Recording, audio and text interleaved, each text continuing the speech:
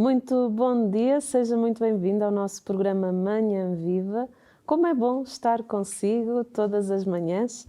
Hoje o nosso tema fala sobre os desafios propostos à conciliação entre ciência e fé, em que tenho aqui comigo a Eugénia Tomás. Seja muito bem-vinda ao nosso programa. Muito obrigada, tenho muito gosto, de facto, e agradeço-vos, não é, este convite, porque, pronto, para mim, embora não seja a primeira entrevista, aqui assim este espaço, pronto, é privilegiado. Obrigada, Eugénia. No início do mês de outubro de 2021, a Sua Santidade o Papa Francisco recebeu no Vaticano cientistas e líderes religiosos de diferentes culturas e países e fez um discurso de abertura. Este encontro, Faith and Science Toward COP26, Fé e Ciência rumo à COP26, foi organizada pela Embaixada da Itália junto à Santa Sé e pela Embaixada do Reino Unido no Vaticano, em Roma, antes da Conferência de Glasgow sobre o clima, e foi impulsionado pelos desafios que ameaçam a humanidade e pela necessidade de maior solidariedade diante a pandemia global. Desse encontro, intitulado Fé e Ciência, resultou a assinatura de um apelo: repensar uma conversão ecológica da sociedade e aumentar a ambição de quem toma decisões sobre esses temas. Vamos falar sobre esta temática, mas antes de começarmos aqui a conversa com a Eugénia, a nossa convidada, vamos iniciar a nossa manhã com um momento de oração. E convido aí em casa a invocar juntamente comigo a Santíssima Trindade. Em nome do Pai, do Filho e do Espírito Santo. Amém. Amém. Hoje sugerimos um excerto de uma das orações que está na carta encíclica Laudato Si, do Santo Padre Papa Francisco, que nos diz assim: Senhor Deus, uno e trino, comunidade estupenda de amor infinito, ensinai-nos a contemplar-vos na beleza do universo, onde tudo nos fala de vós. Despertai o nosso louvor e a nossa gratidão por cada ser que criastes. Dai-nos a graça de nos sentirmos intimamente unidos a tudo o que existe. Deus de amor, mostrai-nos o nosso lugar neste mundo como instrumentos do vosso carinho por todos os seres desta terra, porque nenhum deles sequer é esquecido por vós. Iluminai os donos do poder e do dinheiro para que não caiam no pecado da indiferença. Amem o bem comum, promovam os fracos e cuidem deste mundo que habitamos. Os pobres e a terra estão bradando: Senhor, tomai-nos sob o vosso poder e a vossa luz, para proteger cada vida, para preparar um futuro melhor, para que venha o vosso reino de justiça, paz, amor e beleza. Louvado sejais. Amém. Amém. Em nome do Pai, do Filho e do Espírito Santo. Amém. Amém. Hoje o nosso tema, como eu já falei, é sobre os desafios propostos à conciliação entre ciência e fé, e temos aqui a Eugénia Tomás. Eugénia, hoje estamos aqui numa mesinha com o nosso pequeno almoço. Quer uma água quente para chá? Sim. Aceita? Pode ser, aceito. Então vamos aqui, com licença. Muito obrigada. De nada. Eugénia, antes de começarmos a falar sobre esta temática, para quem lá está em casa, para conhecê-la um bocadinho melhor, quem é a Eugénia? Bom, nasci em Lisboa, vivo em Lisboa, em Benfica. Pertenço à paróquia de Nossa Senhora do Amparo, Benfica. Sou profissional de saúde, técnica em medicina física e reabilitação. Trabalhei 18 anos em clínicas e agora estou só a fazer domicílios. É um trabalho muito bonito porque lido diariamente com a limitação humana, com o sofrimento e, sobretudo, é o contexto das famílias, integrar a doença e o doente no contexto familiar e ajudar a família a gerir essas realidades. São diferentes, desde os AVCs, desde pós-operatórios, desde pós-hospitalizações, Parkinson's, todo o tipo de, ou unicamente o próprio envelhecimento e as limitações do envelhecimento, não é? trazem sempre consequências. A nível da locomoção. Exatamente, pronto. Então, lido diariamente com isso. O contexto da pandemia foi um boom. Portanto, é um trabalho que já desde há mais de 20 anos, desde 2001, 2002, que eu iniciei este trabalho em domicílios e tenho tido sempre trabalho. Portanto, não há aquela questão de falta de trabalho. Claro. Não é? Enquanto houver doença, há trabalho. Depois, sou também artista plástica. Tive uma etapa da minha vida em que me dediquei à pintura e às exposições, pintura a óleo. Fiz um curso de conservação e restauro de pintura também no Instituto de Artes e Ofícios da Autónoma e colaborei com a revista que era a Arte do Ofício. E depois comecei com a escrita em 2000, porque comecei a perceber que havia muito a dizer, não é? Em termos teológicos, em termos sociais, antropológicos. Isto porquê? Porque eu comecei a ler os textos do Magisterio da Igreja, João Paulo II, Sim. Depois Bento XVI. Tive formação teológica durante bastantes anos e tive a sorte de ter uma grande amiga minha, filósofa, que é investigadora e uma grande especialista em Santo Agostinho. De maneira que aprendi muito com ela. Ela introduziu-me nestas linguagens da filosofia e da teologia. E então senti que deveria dar também o meu contributo para estas questões, tendo em conta que comecei a perceber que o meu próprio trabalho me enriquecia nesse sentido. Que interessante. É? Então, a prática, a parte intelectual e a prática, não é? Depois comecei a fazer publicações, a publicar livros. É o 9º livro que eu publico, tem várias editoras, mas os 3 últimos são da mesma editora, a editora Vieira da Silva, e aproveito também para agradecer aos editores, porque é uma empresa familiar e são excelentes. É uma editora excelente e tem apostado muito nesta perspectiva também teológica e, sobretudo, a este nível mais transcendente. Sou filha... somos 7 irmãs. Não sou filha única. Somos 7 irmãs. Não é uma família numerosa. Tenho irmãs no estrangeiro, tenho mais 2 em Portugal. Mas, pronto, estou habituada a um contexto sempre dinâmico, social e familiar. Okay. Eugénia, o que é que ele levou a escrever sobre esta temática e até editar um livro? Já em 1992, eu escrevi para, então, a revista A Grande Reportagem sobre a Conferência do Rio. Porque a revista Grande Reportagem tinha publicado um artigo sobre a Conferência do Rio, já sobre o problema das mudanças climáticas, e eu contestei. Na altura, nem eram artigos de opinião, era cartas ao diretor. E publicaram a minha carta a contestar realmente que havia já um impasse em 1992 sobre esta problemática, o que fazer face às alterações climáticas. Depois, eu comecei também a ler muito, eu gosto de física, e comecei a ler muito a revista Science e Vie, porque comecei, e a National Geographic, revistas científicas de divulgação, aquelas que estão nas bancas, que são acessíveis ao comum dos mortais, não? E eu comecei a perceber, mas antes de mais, eu faço um interregno, todos os meus livros estão interligados, porque o livro anterior, Cultura da Moda e Globalização, tem a ver com a cultura da globalização a partir das revistas de moda. Sim. Sim? Pronto. Agora, o que é que aconteceu? Eu comecei a ver na ciência e vi que havia descobertas excepcionais a nível da cosmologia física, da astrofísica, a nível das biotecnologias, das neurociências, sobretudo as neurociências, e comecei a compreender que havia um mundo fantástico que estava a ser descoberto pela ciência. A par disso, eu estava a ler as audiências de João Paulo II sobre o amor humano e a teologia do corpo.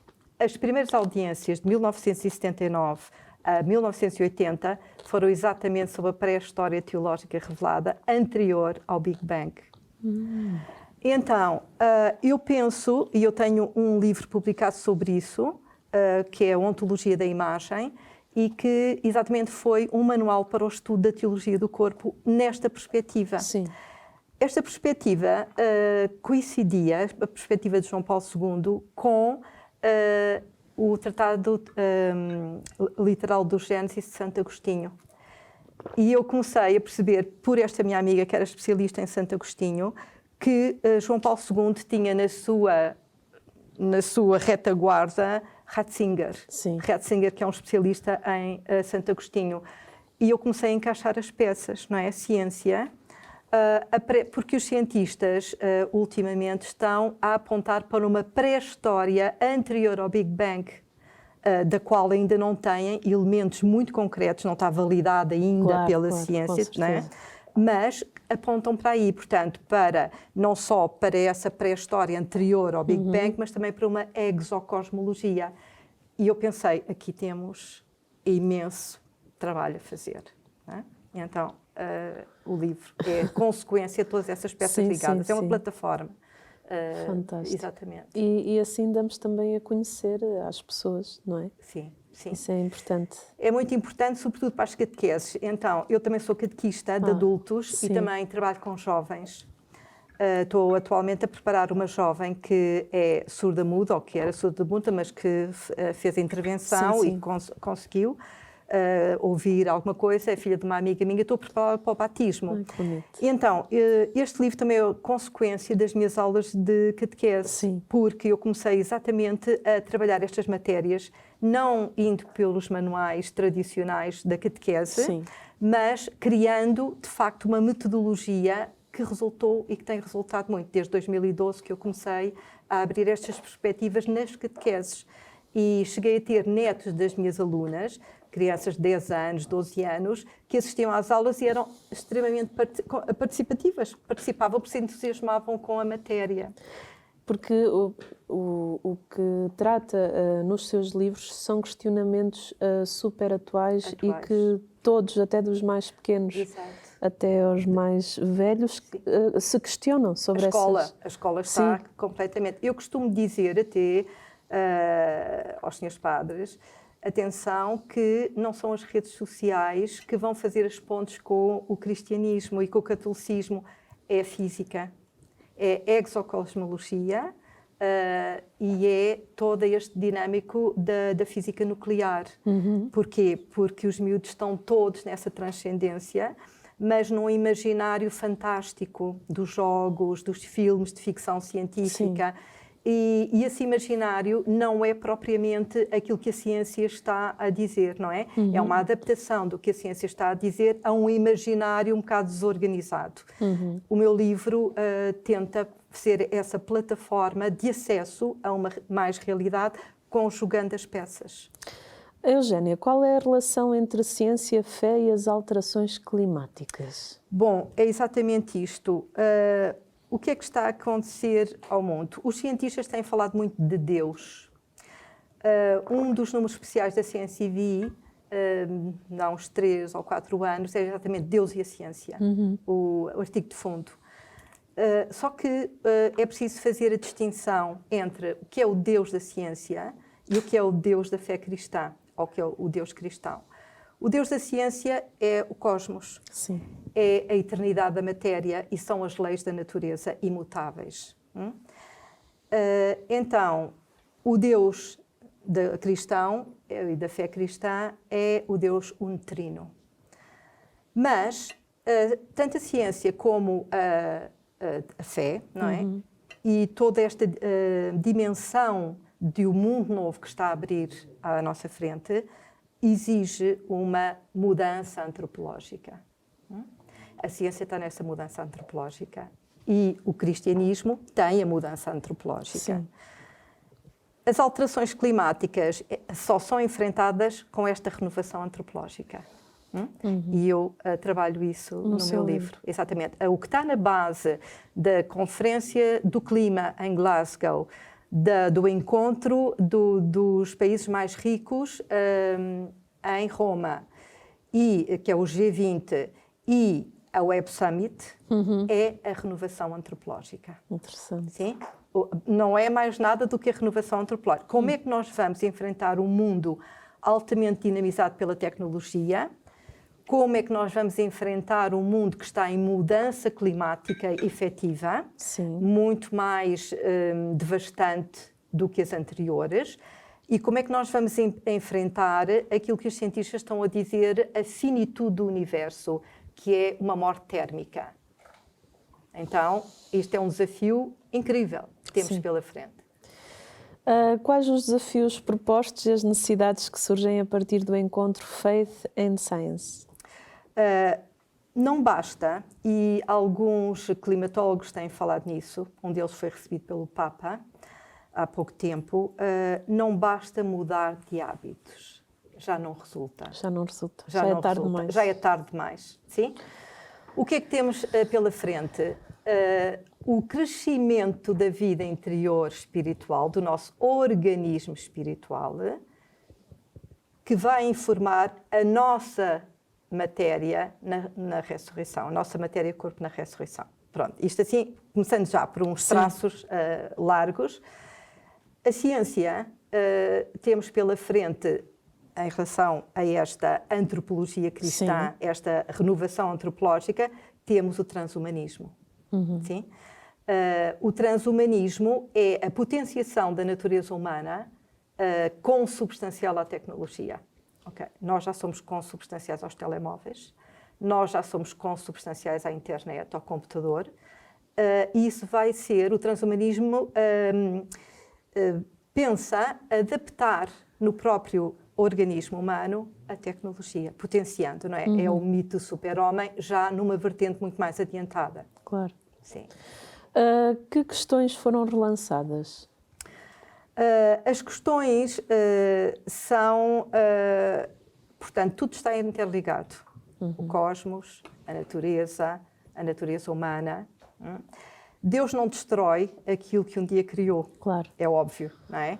Então, para nós, cristãos, temos a esperança, a fé e a esperança de que Deus não vai destruir a sua natureza, não vai destruir o mundo assim, sem mais não menos, como a ciência prevê e os cientistas prevêem. Os desafios, para além da mudança de hábitos que efetivamente temos que ter, não é? É também a solidariedade humana, a justiça perante aqueles que são mais desfavorecidos, porque hoje em dia toda esta discrepância entre o mundo dos mais ricos e o mundo dos mais pobres é o debate e o que se está a debater em Glasgow, quem são os herdeiros e quem são os deserdados.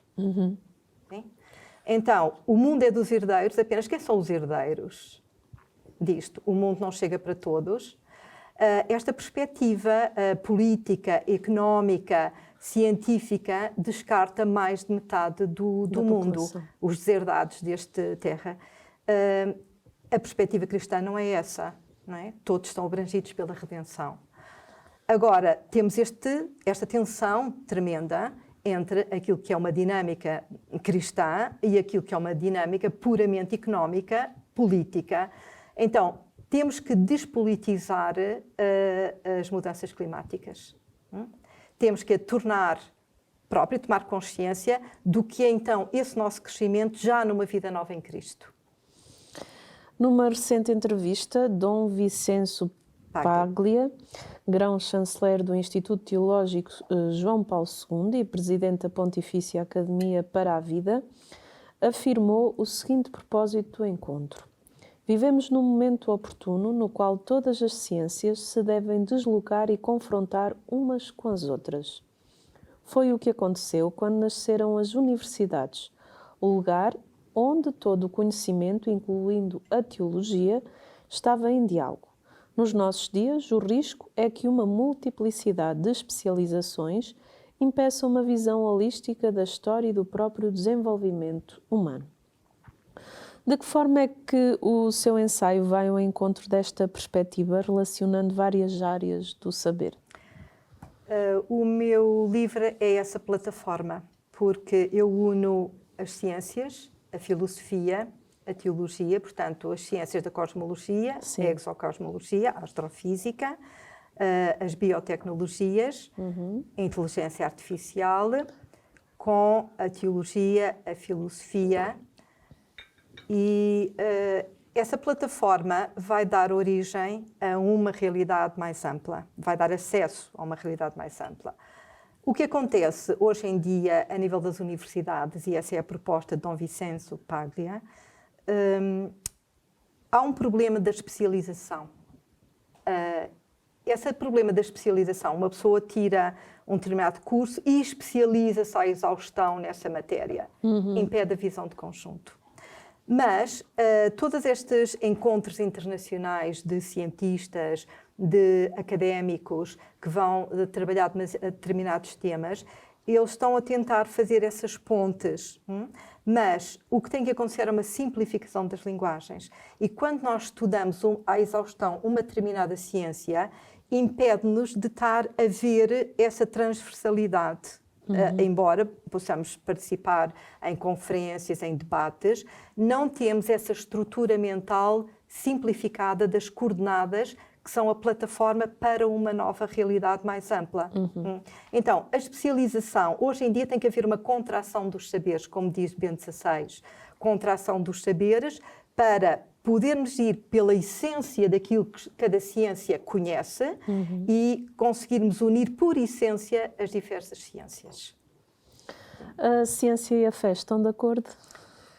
Na renovação antropológica, Sim. estão de acordo, mas com metas diferentes. Portanto, a base é o ser humano, para enfrentar aquilo que está para a frente, não pode ter esta estrutura que se degrada, decadente, que se corrompe, que está sujeita à morte. Então, tem que ser potenciado, mas são vias completamente diferentes, a ciência e a fé. Embora tem havido sempre uma certa guerra, um certo atrito nesta aproximação entre a ciência e a fé. Porquê? Por causa das metodologias e por causa dessa especialização. Ok, a fé não pode entrar no âmbito da ciência e a ciência não tem nada a ver com. Mas quando nós pensamos, por exemplo, em termos que é aquilo que eu trabalho no meu livro, a cosmologia bíblica e a cosmologia física, nós temos tudo a aproximar porque complementam-se. Fale-nos da fé adquirida pelo intelecto. Os cientistas falam-nos de fé. Sim. Quando um cientista me diz descobrimos isto, o Prémio Nobel de 2019, os Prémios Nobel, seja da cosmologia James Pebbel ou os astrofísicos que descobriram os exoplanetas, 4.000 exoplanetas fora do nosso sistema solar, eles estão-nos a falar da fé, não é? Mas Sim. uma fé validada pela ciência, uma fé pela descoberta e investigação científica. Eu chego pela razão a mais realidade, consigo chegar estudando, pensando, comprovando, validando as coisas. Esta é a fé adquirida pelo estudo. Sim. Não é? Aumentamos o nosso conhecimento a partir do estudo. Mas a fé infusa é o novo estado da matéria encoado na natureza humana pelo batismo. Então, estamos na nova realidade, efetivamente. Quando os cientistas me dizem, e o meu ponto de partida para este ensaio foi exatamente este gráfico que os cientistas da cosmologia apresentaram e que depois foi confirmado por James Pebbel, Prémio Nobel de 2019, que só conhecem 4% de uma totalidade do universo. Portanto, 96% do universo que eles sabem que há a antimatéria e a energia escura não está, não tem acesso Sim. a essa realidade. E então, apresentavam o gráfico e eu comecei a pensar como é que pode haver esta soberba de se estar a absolutizar o campo da ciência e o evolucionismo permanente, não é? Até uma nova realidade, quando a constatação é 4% de uma totalidade. E o Prémio Nobel da Cosmologia de 2019 disse, ok, nós conseguimos estratificar e descodificar a radiação cósmica de fundo, fizemos essa esta cartografia e, olha, constatamos que são só 4% daquilo que nós conhecemos. A radiação cósmica de fundo é quando a matéria deixa a luz e se torna permeável à luz, Sim. não é? A passagem dos fotões, depois desse Big Bang, da inflação da matéria primordial. Eu, sim, lamento, são 4% que nós... Agora, o que é a energia escura e o que é a matéria escura? Corresponde a 96%. Então, temos que começar a desbravar nesse sentido. E eu disse assim, a fé cristã sabe o que é. A fé Sim. cristã, que é um novo estado da matéria incoado na natureza humana pela redenção e no batismo, está lá. Está lá. Então, como? Como é que está? Não é? Então, é tudo isto que eu tenho estado a trabalhar e que é um desafio tremendo. É um desafio muito grande. Muito grande, mas realizável. Sim. Sobretudo para as novas gerações que estão certeza. com todo este problema das modificações climáticas, das mudanças climáticas, e vão ter um mundo novo pela frente. Mas é um mundo novo não só para os jovens, é para toda a humanidade. Sim, não é? Não sim, podemos claro. estar a dizer, vamos deixar um legado atroz aos jovens. Não, para toda a gente. para quem fica cá. Para quem fica cá, não é? Sim, sim. A beleza disto é que quem fica cá são todos aqueles que já estão também na nova realidade. Sim. Sim. Portanto, esta é a beleza do cristianismo. O mundo novo já começou, a redenção readquiriu-nos toda essa realidade maior e mais vasta. E agora, como? Como é que se concretiza tudo isso? E é com essa pergunta que nós ficamos aqui na primeira parte. Como é que se concretiza tudo isso? Vamos continuar aqui a tomar o nosso chazinho, o nosso pequeno almoço, e vamos para um brevíssimo intervalo e já voltamos. Até já.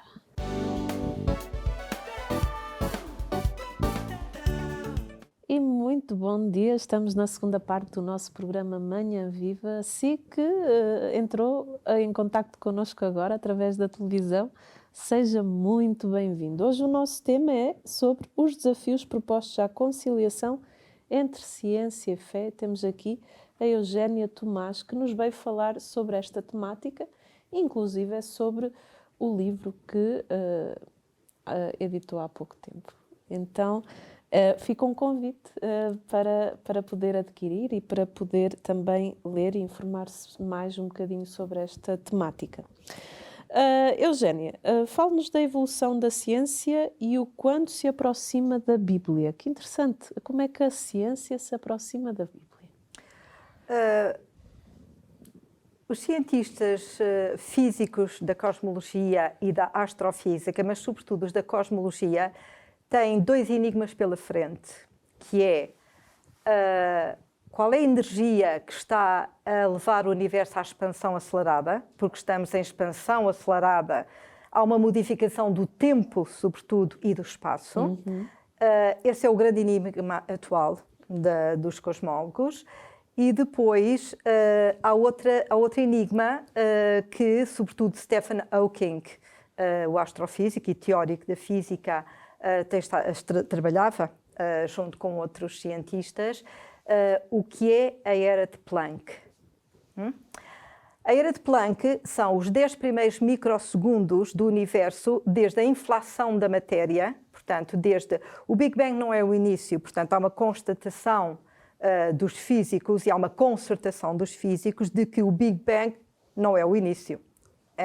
É um estado da matéria super denso que abre a uma inflação e que inflaciona até dar origem a este universo. Sim? Este universo são 4% de uma totalidade. E eles interrogam-se o que é que deu origem a essa inflação da matéria e por que é que o universo ficou orientado neste universo, desta forma, com os 4% e não na totalidade, aquilo que eles consideram a antimatéria, que são 26%. A matéria escura, a antimatéria.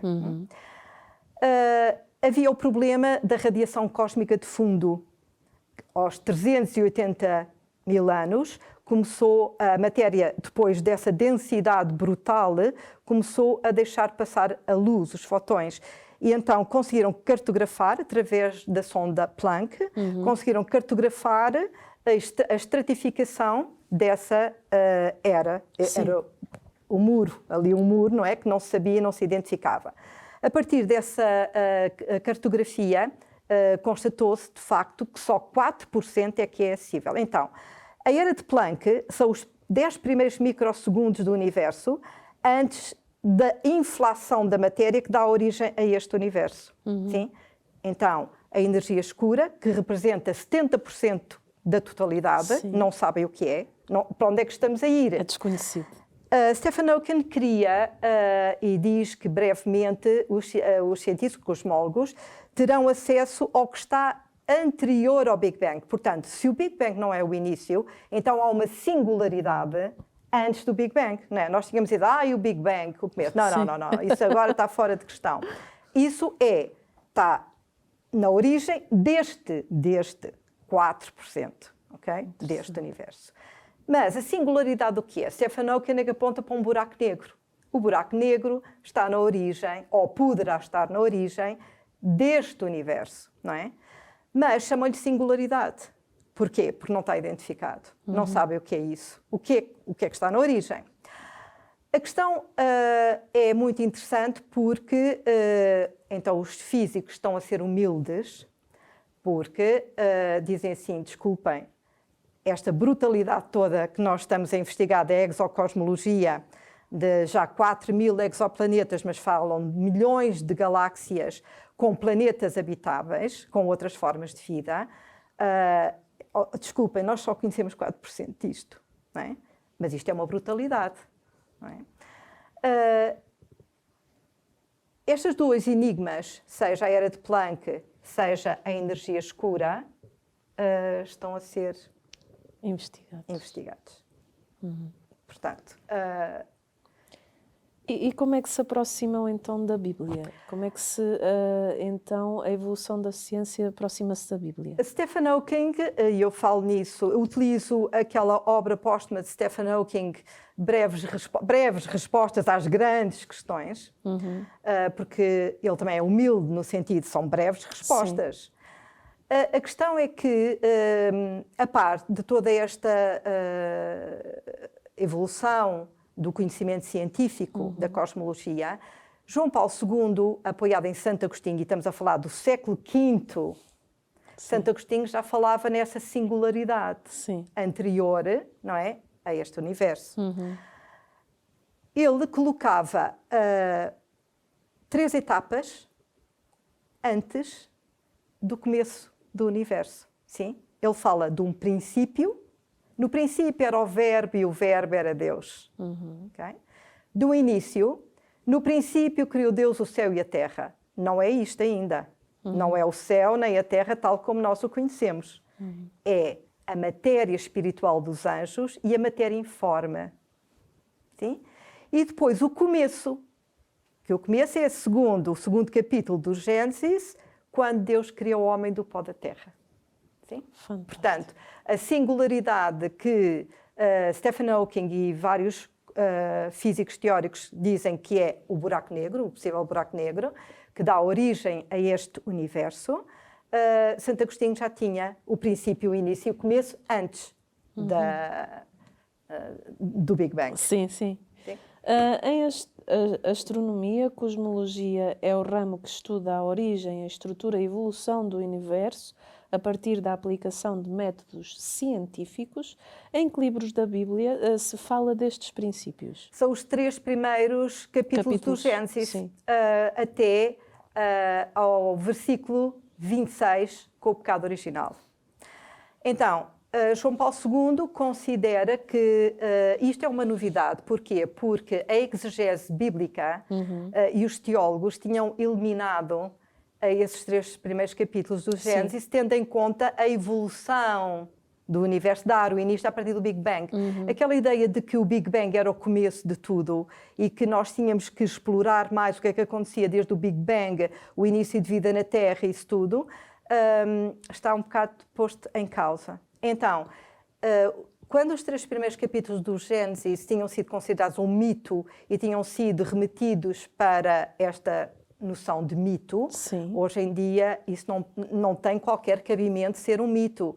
Porquê? Porque João Paulo II, já apoiado também em Santo Agostinho, com Ratzinger na retaguarda, Sim. Foi buscar exatamente estes conceitos, princípio, início e começo, e fez uma trilogia, um tríptico da teologia do corpo. Sim. Então, que é, primeiro tríptico, homem e mulher, os criou pré-história teológica revelada. Segundo, tábua do tríptico, a queda e a redenção. Terceira tábua do tríptico, a redenção e a ressurreição. Portanto, ele cria um tríptico antes de trabalhar a teologia do matrimónio. Sim. Isto é a estrutura do Tratado Literal do Gênesis de Santo Agostinho. Fantástico. Então, percebemos que a cosmologia física tem toda uma retaguarda em que é uma mais-valia para o cristianismo saber o que é essa singularidade e descodificar essa singularidade com as categorias de Santo Agostinho e dos primeiros relatos do Gênesis, que João Paulo II e Santo Agostinho consideram literal, é histórico, pré-científico, mas não histórico. Sim. Fale-nos também do plano original bíblico. O plano original bíblico é a encarnação, e este é o cavalo de batalha. Portanto, Deus cria o universo para Ele próprio assumir a natureza humana. Sim. Isto é o escândalo do cristianismo. Então, pensamos assim, para aquelas pessoas que não conseguem perceber o que é esse princípio, o que é o começo de vida no Éden, começam a pensar como é que é possível que Deus assuma a natureza humana, que se corrompe, que está sujeita ao pecado, à morte. Como é que Deus, sendo um ser supremo, se sujeita a uma coisa dessas, não é? Então, Santo Agostinho considera o primeiro, e isto na linha também de Joseph Ratzinger e Bento XVI, que vão buscar toda esta teologia, e ele diz, Deus cria o mundo e o universo, tudo aquilo que existe, fala-se em multiversos, não é? E depois já vamos aí, porque a física também está lá. Sim. Deus cria tudo isto para Ele se dar a conhecer e cria a natureza humana para Ele próprio assumir a natureza humana. Isto é um escândalo. Isto é um escândalo.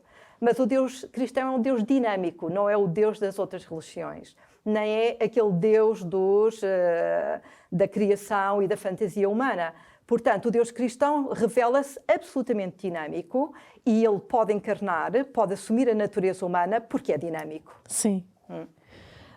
Deus criou o universo para poder assumir a forma de um ser humano, como já falámos, e derramar o seu amor sobre nós, convidando-nos a amá-lo correspondendo-lhe. Diz Joseph Ratzinger, no princípio Deus criou o céu e a terra. Peço que comente esta frase e que nos fale da dinâmica Deus, Uno e Trino. Portanto, como dissemos, Deus criou o universo para Ele próprio se dar a conhecer. Mas Deus só se dá a conhecer na sua imagem. E esta é uma visão excepcional para o mundo atual do mundo virtual e da era digital. Eu penso que os bispos, os senhores padres, ainda não tomaram verdadeira consciência da importância dos capítulos do Gênesis e da cosmologia bíblica para a era digital. Então, Deus cria o mundo e esta primeira etapa do mundo, quando ele cria a matéria das pessoas angélicas, o primeiro céu e a primeira terra, e cria a matéria informe, então os anjos, neste primeiro céu, presidem no verbo. Sim. Tudo aquilo que o verbo queria realizar na matéria. Então, toda aquela realização à dextra de Deus. Sim. Eles conhecem, e a partir... Eu tenho um capítulo que trabalha o problema do mal, a origem do mal, porque este também é outra encrenca, não é? Sim. Na cultura contemporânea. Para Santo Agostinho, a origem do mal está exatamente aí. Os anjos são criados nessa matéria espiritual. Portanto, nós temos um pouco a ideia de que a vida do espírito, a matéria espiritual que é etérea, que é uma realidade. Não, é concreto. É matéria, noutro estado da matéria, Sim. mas é concreto. Sim? Então, Deus criou os anjos conhecem no verbo tudo aquilo que ele vai desenvolver na realização do tempo Sim. e do espaço, e negam nesse primeiro, portanto, no princípio é o verbo, ele é como o artista que tem na ideia aquilo que vai pintar, não é? E depois cria uma matéria para imprimir aquilo que ele quer e para realizar aquilo que ele quer e que tem na sua ideia. Então, os anjos conhecem isso e vários anjos decidiram não fazer parte de um Deus que se humaniza. Consideraram-se superiores a Deus. Então, quando nós falamos de que os anjos rebeldes se consideraram superiores a Deus, estamos a falar da Trindade. Como é que ele se considerou superior a Deus? Porque o Deus cristão tem esta dinâmica. A natureza de Deus não pode ser conhecida. É o totalmente outro, o inacessível, é puro espírito, o abrangente. Mas a natureza de Deus tem uma imagem perfeita de si mesmo, uma imagem intradivina, que é consubstancial. E essa imagem está em relação com a natureza, que é o Espírito Santo. Portanto, o Pai, a natureza de Deus, que não pode ser conhecida, a imagem perfeita e consubstancial, que é o Filho, é o único que dá a conhecer, e o Espírito, que é a relação entre a natureza e a imagem. Então, ele é três, mas é de tal modo de relação que é E só podemos conhecer Deus no uno, aquele que é a sua imagem. E no Gênesis, Moisés, no livro dos Números, Deus diz lá, Moisés, vê-me na imagem. E nós não temos consciência disso. É uma imagem consubstancial, não virtual. De que forma é que os padres da Igreja, nos primeiros séculos do cristianismo, fizeram um árduo trabalho na diferenciação entre o real e o virtual, definindo a renovação antropológica cristã face ao mundo natural e à teologia tecnológica? Exatamente. É um conceito muito interessante. Nós hoje em dia pensamos que toda a tecnologia, isto é tudo uma novidade, nós somos o supra-sumo porque temos uma tecnologia espantosa. Sim. Pronto, temos os aparelhos. Claro. Mas no século III e IV já havia a teologia tecnológica, que é a teologia da instrumentalização do verbo, do Filho. Okay? Então, a imagem era instrumental. Porquê? Porque os padres da Igreja, sobretudo Santo Atanásio de Alexandria, que fez todo um trabalho teológico da Trindade, e depois São Gregório de Nisa, Cristologia, para definir o que é a imagem de Deus e o conceito de pessoa. Como é que Deus pode ser visível, como é que Deus é pessoa e como é que Ele pode encarnar na sua imagem. Então, isto para o mundo virtual é qualquer coisa de excepcional. Sim, com certeza. Então, os padres da Igreja fizeram todo um trabalho face à cultura grega e às categorias da cultura grega. Nem o conceito de pessoa cristão é o mesmo do comum. Quando nós falamos em natureza humana, devemos perguntar qual natureza humana? Não é? Tendo em conta que estamos redimidos do pecado original, não é? Para o cristianismo isto é claro. Agora, por exemplo, no ponto de vista científico, quando nós ouvimos a natureza humana, qual natureza humana? A da queda? A do princípio, da pré-história teológica revelada? Ou a da redenção? São diferentes? São diferentes. Então, os padres da Igreja conseguiram, isto ficou depois assente em concílios, o primeiro concílio de Niceia e o segundo concílio de Niceia foi 1 milénio de guerras face às heresias que não aceitavam a encarnação, o realismo da encarnação. Então eles disseram, o conceito de pessoa é diferente do conceito grego, portanto, ser pessoa a partir da Trindade, da dinâmica da Trindade, é pura relação. Deus, as pessoas divinas são pura relação e nós, criados à imagem da imagem, somos pura relação de amor à imagem. Então, eles conseguiram depois também diferenciar o conceito de imagem. Nós não temos, e o cristianismo, isto para a era digital e tecnológica, é extremamente importante, e o trabalho com os jovens. As categorias cristãs de imagem são consubstancial, relacional, sacramental. As categorias gregas de imagem, cópia, reprodução, representação, instrumentalização, nós não temos estas categorias. Não é?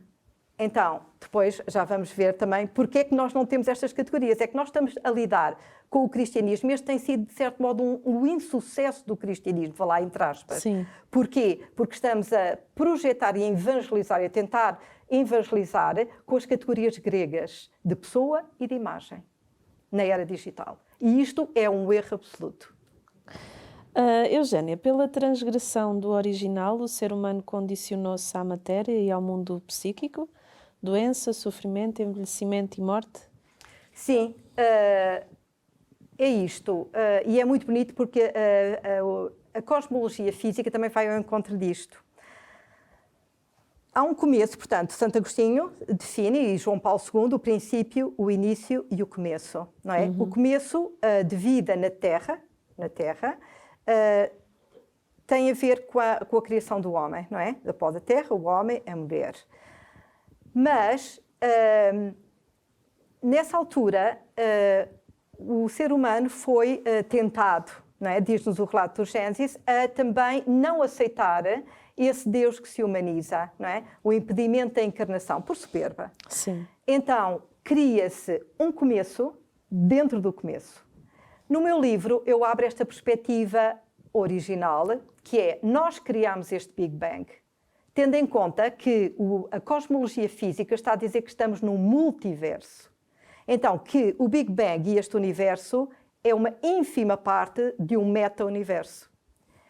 O cardeal Gianfranco Ravasi também afirma isso. Atenção, nós temos de dar atenção ao multiverso. Então, este universo é uma ínfima parte de um meta-universo. Nós criamos este Big Bang. Porquê? Criamos um começo dentro do começo, ou uma constrição da matéria e do corpo, e condicionamos a uma matéria desordenada. Mas não deixou de existir esse meta-universo, que a ciência hoje em dia está a descobrir, a exocosmologia. Sim? Quando se dá a redenção da humanidade em Jesus Cristo? A redenção começa com a encarnação. Normalmente nós pensamos, e do ponto de vista teológico e doutrinal, dizem-nos que, ok, a redenção, a morte, a ressurreição, mas depois há ali assim algo que fica em suspenso e que nós não percebemos o que é essa redenção, o que é essa ressurreição. E isto tem muito a ver com as heresias dos primeiros séculos e que hoje estão ao dia, que é, houve a redenção, houve a ressurreição e nós, quando morremos, vamos para uma realidade etérea. Vamos para uma realidade que dificilmente nós identificamos. É outra coisa qualquer, totalmente outra. Não é? A redenção começa com a encarnação. Deus assume a natureza humana, torna-se humano e mantém o seu corpo humano de homem no céu. Na imagem consubstancial. Sim. A única forma de ver Deus, o totalmente outro. Então, esta humanização de Deus na encarnação vai introduzir-nos na dinâmica intratrinitária, no amor intratrinitário, e leva a natureza humana, pela encarnação, e depois morte e ressurreição, consolida, e começa então a expansão do universo com o Espírito ressuscitado. Já nos falou um bocadinho, mas fala da importância da encarnação, morte e ressurreição. A encarnação, hoje em dia, está posta em causa por causa da era digital e da realidade virtual. Está posta em causa. Porquê? Porque quando nós ouvimos toda esta problemática do transhumanismo, que o ser humano tem que ser esta nova antropologia, esta renovação antropológica do ser humano é pela potenciação e pela consubstancialização com a tecnologia, ou seja, em vez de pegarmos num telemóvel ou num computador, vamos ter incorporado a tecnologia. Sim. Sim, e está previsto o transhumanismo. Está previsto. E no Vaticano tem havido muitas conferências e muitos encontros cientistas, porque é um grande problema o transhumanismo. Mas as pessoas penso que até poderão aderir a isso muito softmente, sem dar quase conta, porque telemóvel, ainda há pouco estava ali na Basílica e as pessoas entravam e não conseguem contemplar, elas fotografam e guardam no bolso, mas aquilo perde-se, não é? É uma inflação da imagem que se perde e que não é valorizada pela contemplação. Então, a encarnação vem consolidar a natureza humana à imagem da imagem, com substituição da imagem com a imagem, impede totalmente a modificação da natureza humana com a tecnologia, nunca será possível isso, e abre-nos, então, a esse mundo novo da ressurreição, que é o organismo espiritual que nós desenvolvemos na substância da fé e que vai informar o nosso corpo de ressuscitados. Mas começa aqui. A ressurreição e a redenção começa aqui, não é? Porquê? Porque no batismo nós recebemos o estado da matéria, que é a fé infusa, é o novo estado da matéria que fica enquadrado na natureza humana, e a nossa vida espiritual, o organismo, vai crescendo nessa matéria. Por exemplo, no meu livro eu afirmo que Maria engravida na substância da fé. Ela engravida, é matérico, mas é outro estado da matéria. Então, o mundo novo já está a interagir com este. Quando os cientistas da física das partículas, os físicos da matéria, dizem temos que encontrar a partícula que faça a ligação entre este estado da matéria e o novo estado da matéria. Temos que encontrar esta ponte. Quando foi, por exemplo, o bosão de Higgs, não é? Temos o neutrino estéril, em que eles dizem há uma partícula que está a interagir. Não, é a fé infusa. Okay? O novo estado da matéria que recebemos no batismo. Portanto, a fé infusa é diferente da fé adquirida. A fé adquirida, ok, eu tenho conhecimento pela razão do que é este mundo, do que é a matéria, do que é todo este conhecimento científico, mas a fé infusa, que é o novo estado da matéria, potencia o meu espírito para ir alargar os horizontes e, com a fé adquirida, abrir a outra realidade muito maior. Eugénia, infelizmente o nosso programa chegou ao fim. Hoje estaríamos aqui a manhã inteira e talvez à tarde a escutá-la, porque este tema é muito interessante e diz-nos muito, temos que nos informar. Caso as pessoas lá em casa queiram adquirir o seu livro, como é que o poderão fazer? Para a editora Vieira da Silva, está na UCA e está na Amazon também. Sim. E na livraria barata na Avenida de Roma. Também tem o livro, não sei se estará na FNAC, mas entrando em contato com a própria editora Vieira da Silva. Ok. Sim. Eugénia, uma mensagem final para quem está lá em casa?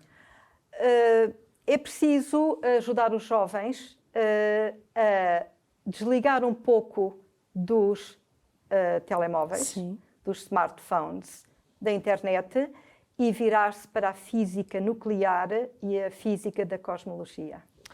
Eugénia, muito obrigada por nos ter trazido este tema. Muito obrigada também. Tão fantástico. E obrigada por partilhar connosco todo o seu conhecimento, tudo aquilo que estuda, tudo aquilo que vai lendo e poder partilhar com todos nós, que eu acho que isso é importante. Muito obrigada também pela possibilidade que me deram de estar aqui. E assim nos despedimos hoje, que nós possamos a cada dia mais nos informar sobre aquilo que vai acontecendo no mundo. Isto é importante, temos aqui um excelente livro que nós podemos ler para conhecer um bocadinho mais. Eu acho que o conhecimento é saber. E no saber é sempre bom, não é? Então, até ao próximo programa, se Deus quiser. Saiba que pode ver este programa no nosso canal do YouTube. Continue a acompanhar a nossa programação.